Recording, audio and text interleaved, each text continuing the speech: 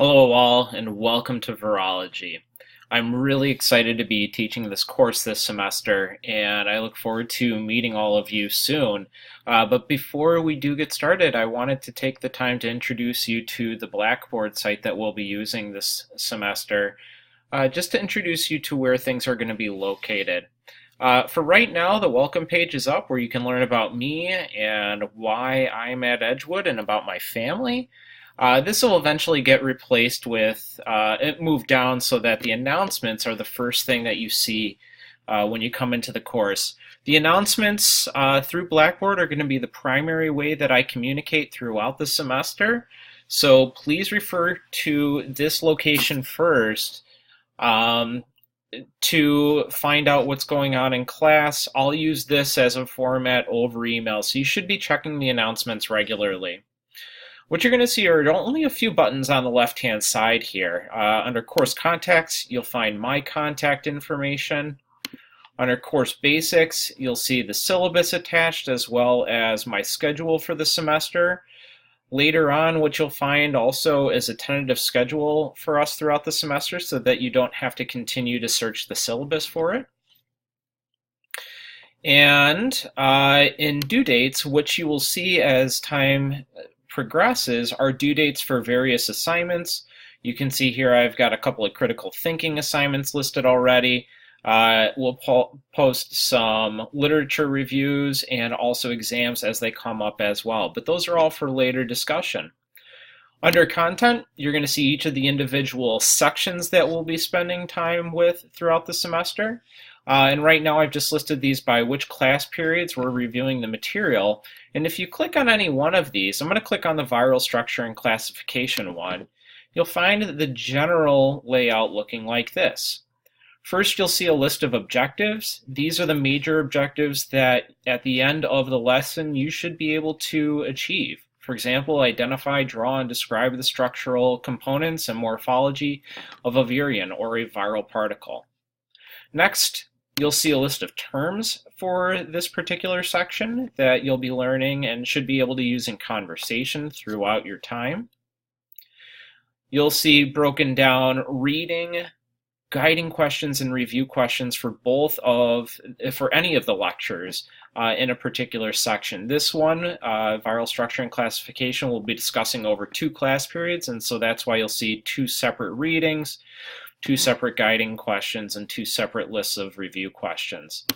The reading is going to refer you either to the textbook that we're using, Understanding Viruses, or some other reading. It may be, for example, a primary literature article.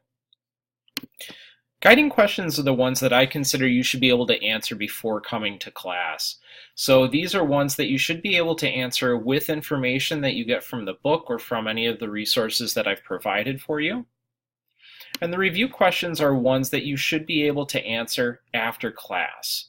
These are typically what I consider to be higher order thinking questions, ones that require you to analyze, to compare, to interpret data, to evaluate data, or assess results. Those are what we consider to be examples of higher order thinking.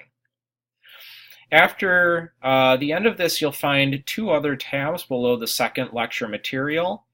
The first are additional review questions, and you can see that this particular list is short, but these are ones that you might want to be spending time with in preparation for exams or just to continue your progression in showing that you understand the information in this particular section.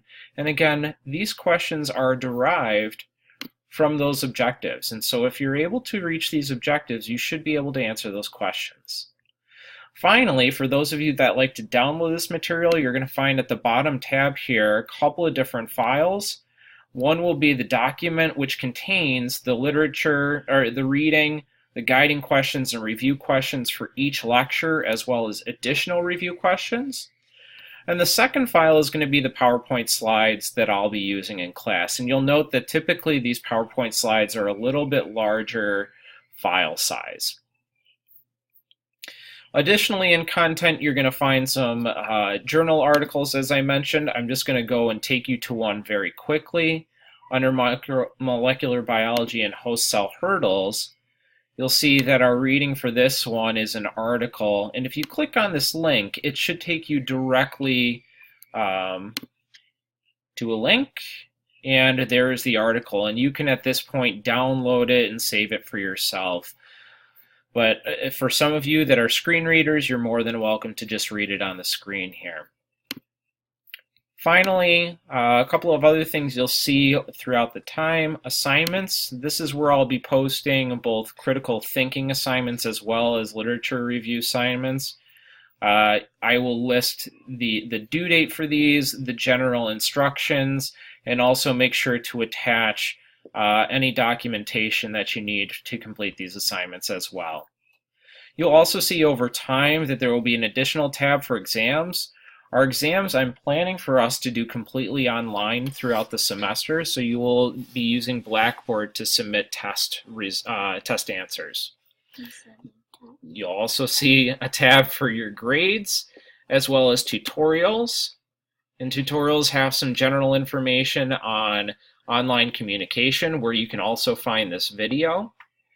You can find tutorials on how to use VoiceThread, which we'll be spending a bit of time with throughout the semester, including how to comment, create your own VoiceThread, or share it with a partner.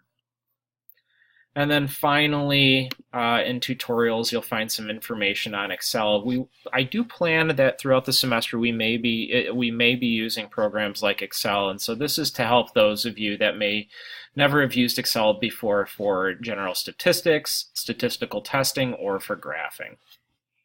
I'll be adding to the tutorial section on a need-be basis throughout the semester.